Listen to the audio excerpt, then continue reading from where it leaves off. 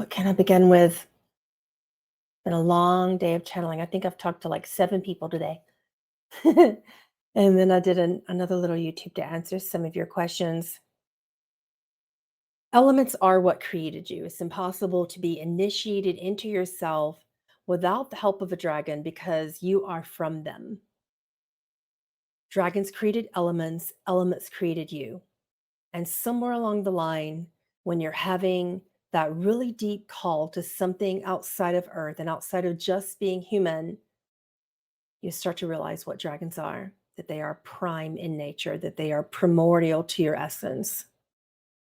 Um, it's impossible to go through this life without initiations of earth dragons, fire dragons, ether dragons, water dragons, and air dragons, because they represent all the elements that created this earth, which are in you. They make your soul operate. So a lot of people are just thinking that dragons are these scaly, flowery, flowing, mystical beings that float around through the skies and the cosmos. And while they take that form for you and shapeshift into forms for you, they are also beyond form and they can acclimate and shapeshift into any form. They can turn themselves into someone that looks human. And you can always tell by the eyes if you meet a dragon in the astral realm or in your lucid dreams or in meditation. They may not have the big tail and the scales and the stuff, but you can tell by their eyes because they can see through you and their eyes are dramatic and powerful and absolutely beautiful. So they will shapeshift into just about anyone. They'll shapeshift and pretend to be a loved one that you're grieving for and then pull in the essence of that loved one to help you grieve fully. They will shapeshift into an astral being that you're afraid of so that you can empower yourself and call back your power. They will shapeshift into an angel because they created angels, not the other way around. Yeah. So they can become anything that you need momentarily. They are beyond what you think is true and above what you think is a lie. They are the ultimate essence of cosmic consciousness. That is why it's important to become initiated by them, which is, again, what we're going to do in our June sessions and on June the 18th. Because when you understand everything that's cosmic about your own primordial nature, when you begin to initiate yourself, elementally speaking, you become a better human. You understand why you're here, as opposed to being so utterly uncomfortable in form. Were it not for dragons, form would be intensely uncomfortable 100% of the time. So when you feel like you just want to jump out of your skin, when you feel that you don't belong here, when you get that deeper knowing of what you want your purpose to be, but you just don't know it yet, and you're in that seeking place, a dragon is the perfect essence of a being to connect with, to help you settle into yourself. Because when you understand the cosmos, you understand your own nature. So that's why. That's the why of the whole dragon theme in June and the dragon initiation class. That's the why of me offering discounts for asking your dragon a question, because you can talk to them about anything from the silly stuff to the absolutely profound. You can ask them anything. And if you need to be judged, they'll judge you. And if you need a compassionate hand to hold, they will hold your hand. If you need to be pushed, they are happy to catalyze you. But if you need to feel safe, they will come in and hold you. They will shapeshift into whatever you need in that moment for your healing, for your wholeness. Okay? Let's answer some questions for a bit. How are dragons different from spirit guides is the first question. Oh, put it up on the screen and then it left. Okay, reopen the question. Got click happy because it didn't come up on the screen. There we go. Dragons ground you when you need grounding. They heal you when you require wholeness. They give access to all of your power from all the chakra systems, and they initiate you into the primordial elements that created you. They help you remember why you're here and keep you on track for your soul's contracts no matter what. That's what they do. How are they different from spirit guides? Um, Spirit guides are mostly here also to help you with your contracts. Spirit guides will pull through whatever karma you need to stay on track, which means spirit guides can lie to you. And if you're not discerning, you will realize that when spirit guides come through and say, but this is going to happen and but that's going to happen, and then it doesn't. They're just making sure that you stay inspired and on track. I know spirit guides can do that. Angels, they're different because they're going to come in and tell you what you call your highest and best, anything that you need to feel good. But they will conceal the truth for you if you're off track. They will conceal that truth from you if you're not ready. Dragons will hand the truth to you and then teach you how to be ready.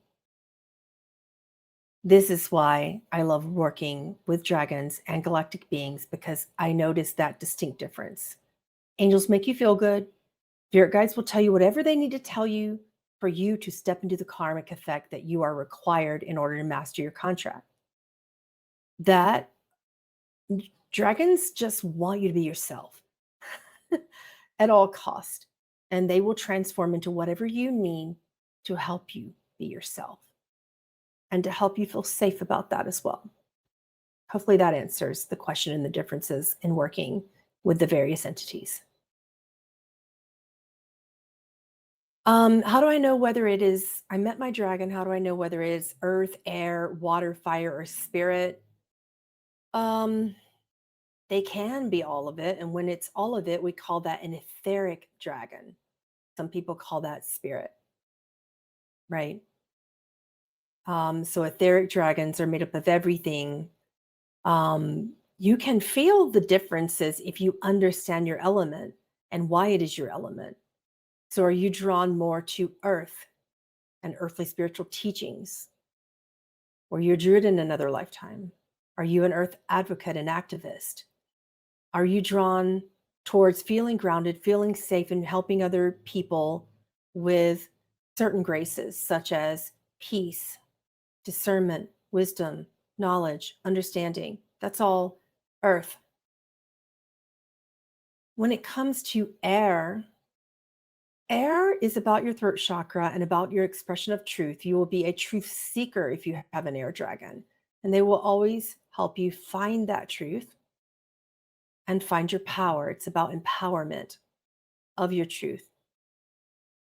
Air dragons can be a little flighty, a little distracted compared to most of the dragons, sort of. And that's the best way that I can describe that, is they can help you with about 1,500 things at the same time and keep you on track with finding your truth in everything. So when you feel that you are a master of many trade, you are, what do they call that? I'm so tired. Something of trades, master of none. What do people say when they, jack of all trades, master of none? Thank you. When you feel that in your life, call upon an air dragon and they'll say, okay, if that's the case, maybe there's a lesson in all the things. And then you find your mastery when you complete all the things. And they give you permission to be an avid explorer in your life without, like unabashedly, without any apologies. Air dragons can say, okay, you're being a little squirrely. Here, I'll help you and we'll make it fun. And there's no guilt, right? You're feeling like you're not getting anything done. Here's all the things. Let's go get some stuff done, right?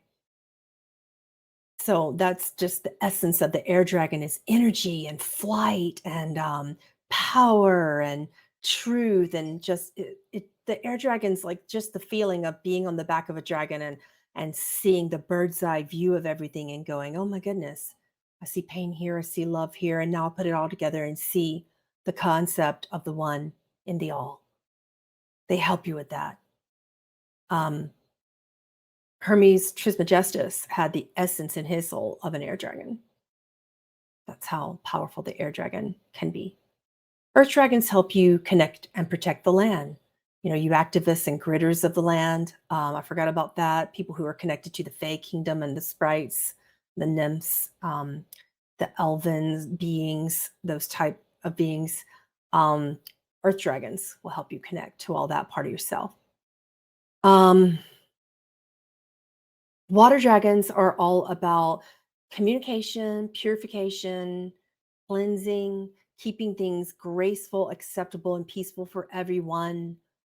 Their grace is trust, allowance, and flow. This is why when you see water dragons, they don't move in that standard gliding way like air dragons move through the air like that.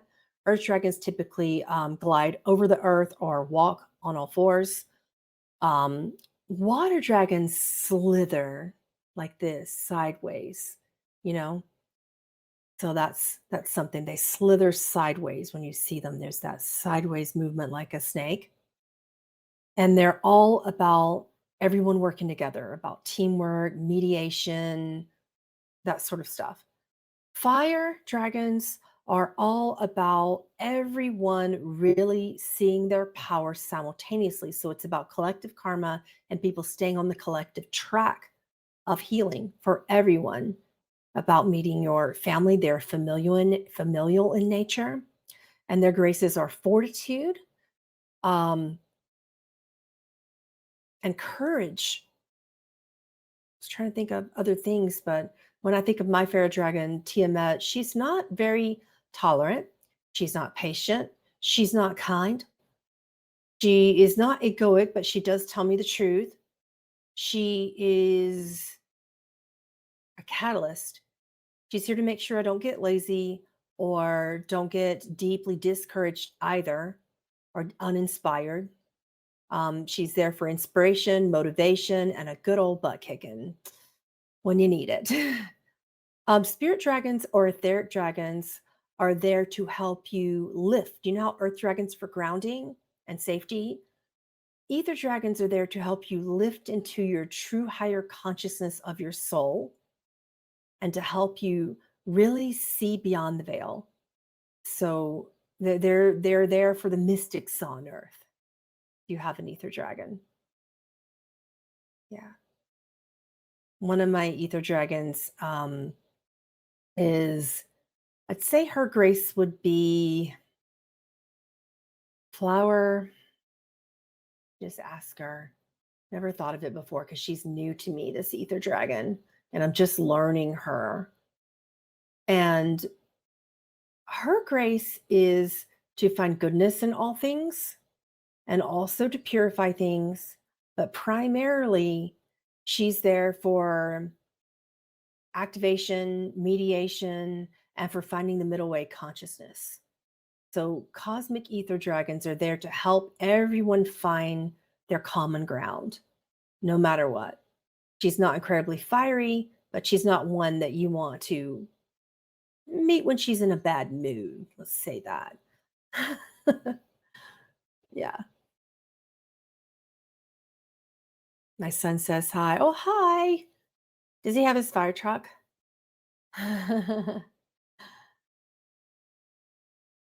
Does it mean that if we're near water, like streams, lakes, and oceans, there are a lot of water dragons in there? Typically there are. Yeah. I love the concept of the dragon as a whole because it keeps you firmly planted in yourself and gives you permission to be deeper outside of attachment to your form and to your thought streams as well.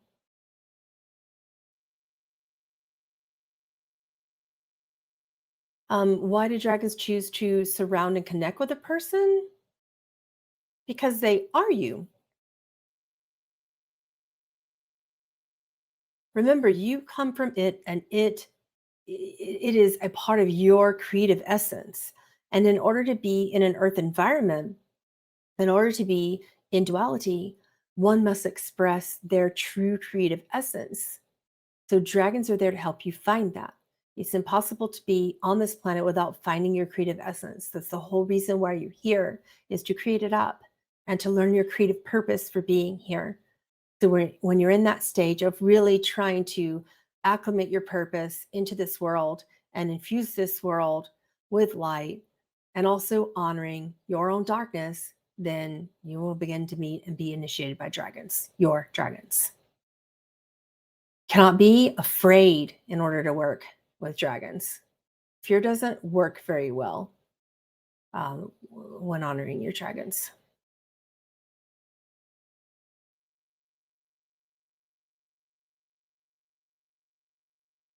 Let's see.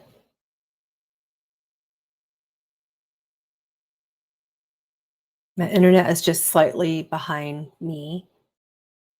My typical brain moving fast and words slower. And my internet is portraying that today. Next question. Do my dragons have any guidance on my adrenal health and any further adjustments I need to make or keep doing what I'm doing? Sometimes I am starting to feel like myself, and other days I plummet. Um, Let me see if I can get this dragon's name that's around you right now, Jira. Sometimes I have to do some automatic writing to.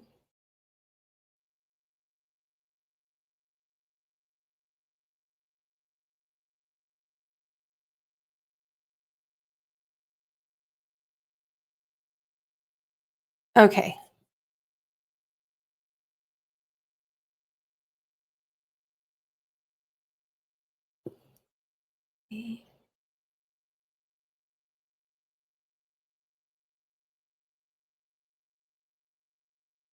Okay.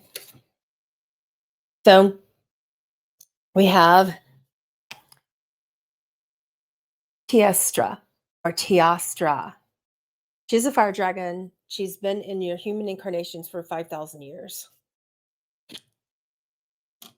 I'm hearing a lot of messages, but the main one is sit down, stop, quiet the mind, listen to the body. You are not the doer. Let me be your doer. Let me take over.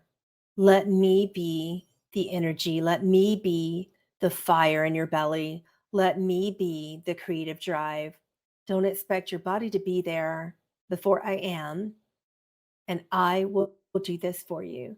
I am not your, say it again. I am not your truth. I am your fear of the world's lies. I represent right now acclamation into a world that would otherwise be rather foreign to you. I represent the seeking, the knowing, the finding, the listening, the stillness within the movement. I represent your allowance, and that is the grace that I offer you now. Let me be your doer. Rest doesn't mean stopping, rest means surrendering.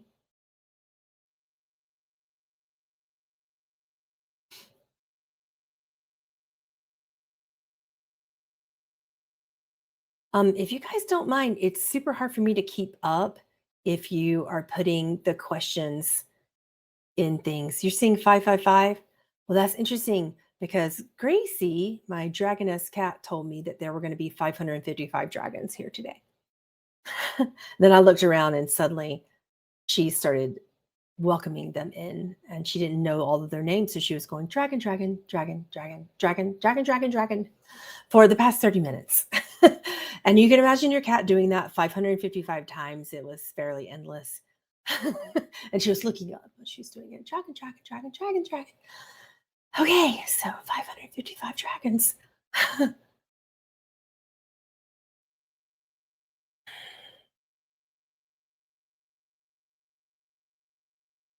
Let's see. Thanks for telling me about my earth dragon. I sometimes see a white dragon around me. Can you tell about that one? Where did this one go? Or whichever one comes through. Let's see. I'm down to just one board because I've packed all my boards. I hear you cursing in the background. No, I'm fine with one. I needed to have a clear desk. It feels so good to have just a flat, clear desk with nothing on it. It's amazing.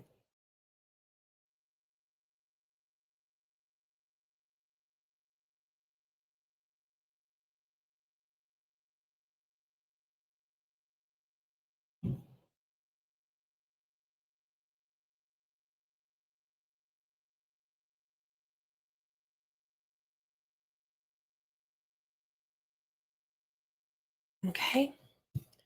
You have Waesha. Waesha. Interesting pronunciation there. Waesha. She's been around you for 30 years in this lifetime. She is new. She is a water dragon. Her skin is almost, it's so white that it's almost like there's an albino type of energy with these um white eyes with red around them, and white, pure white, with a triangle on the tail that kind of bends back and moves when she flies like that. um there's an ancient energy to the dragon, but she has been around you a very long time.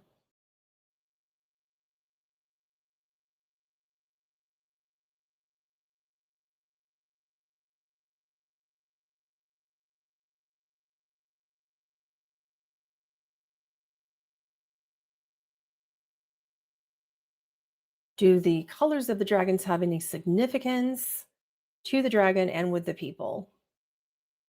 I'm assuming you mean people here. Um,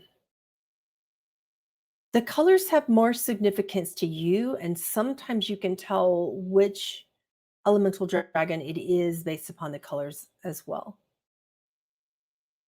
Air dragons have a very significant look. Ether dragons have a very significant look. We'll talk about that in the elemental dragon class coming up on June the 18th.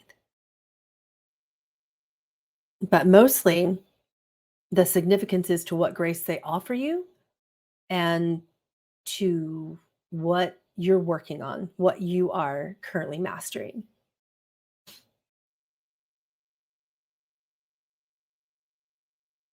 For healing services, you want to work with earth dragons, but that's just so that you can be initiated as a healer, right? But also try to figure out the element that your client needs and try to connect with the dragons for your clients. What dragons are around your clients and what elements might they need for the specific healing that's in order? That'll tell you a lot when you connect with not just your own dragons, but with your clients' dragons. So, in this way, you need to feel it out. They connect through vibration, they connect through sound. They can be very distracting when you first begin to connect with them. It's a lot, they're very noise oriented. They won't come quietly, not most dragons anyway. So amplify your listening capacity.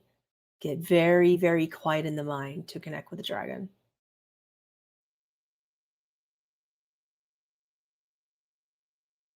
Oh, is the 555 significant to you, David? That's interesting because I was wondering why would specifically 555 and all the transitional energy around the collective right now and within the cosmic energy portals that we are collectively working through would dictate why we have 555.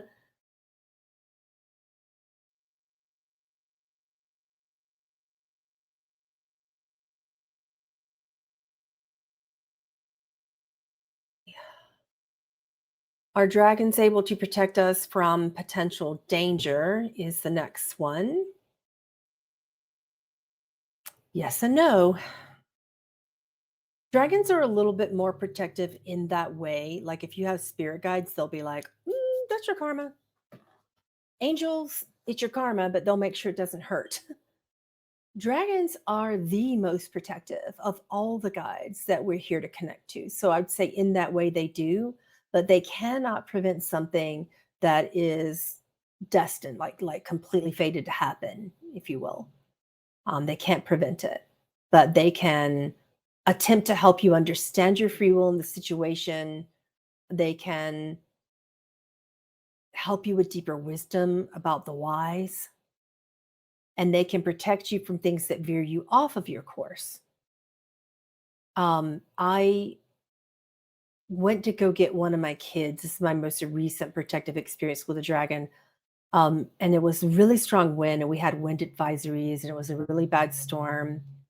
And I had recently done something with my car where I had opened the hood to look at something and it wasn't down all the way.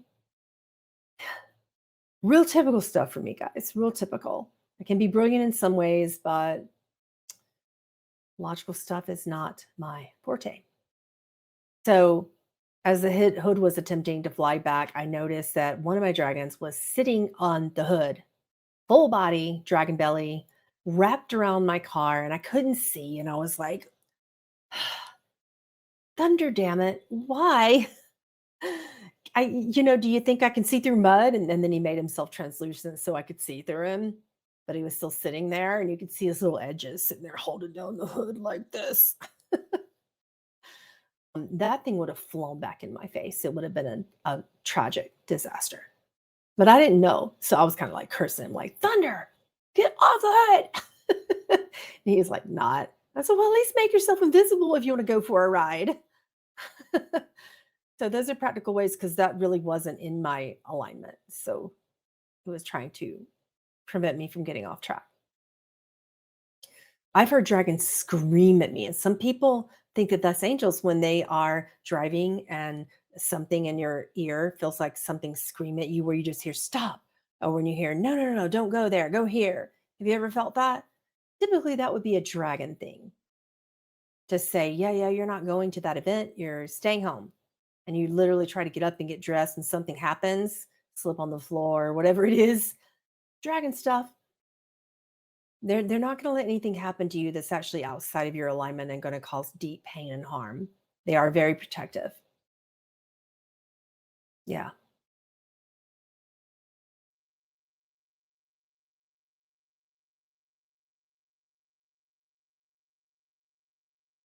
So you don't do anything, you listen. Somebody asks, how do we activate that to be protected by them? They just naturally do it. Kuan dragons are of the green Tara and white Tara energy. They are divine mother essence. They are typically air dragons or water dragons. Um, so that's one thing.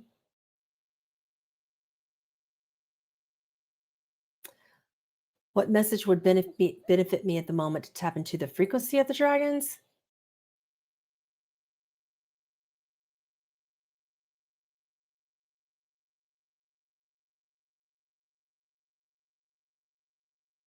What I'm hearing from your dragon, because she's a water dragon, more water, more quieting the mind, peaceful like water, flowing like water, graceful like water, purifying like water.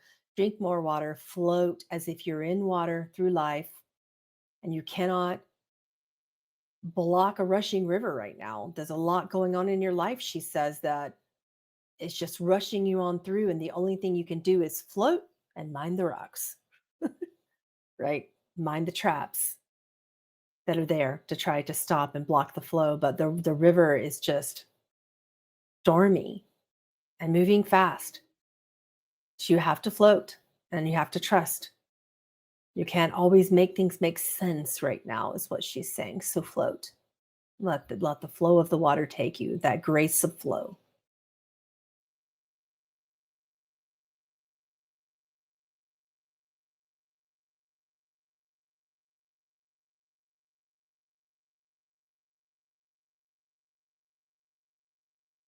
Clicked done on that, and it just wants to stay up there.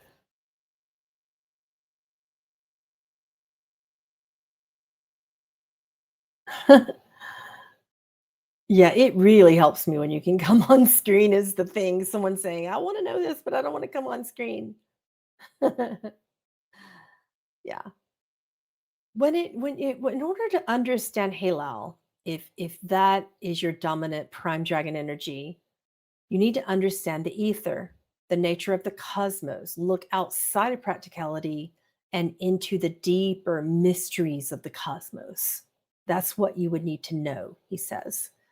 And that's a big calling, definitely beyond the practical, but can be infused into the practical as well. Let me turn that off. Go and go and go.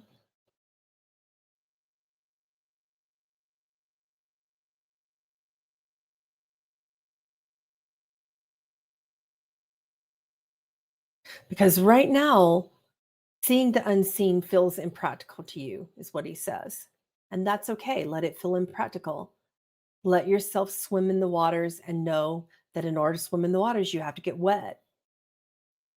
It's deep sea diving. There's some pressure on you right now. But cosmically speaking, it's like seeing through the eye of the needle, moving into the micro, and then seeing everything from the macro again, and then moving back into the micro to understand how small and how effervescently large you are, is what he says.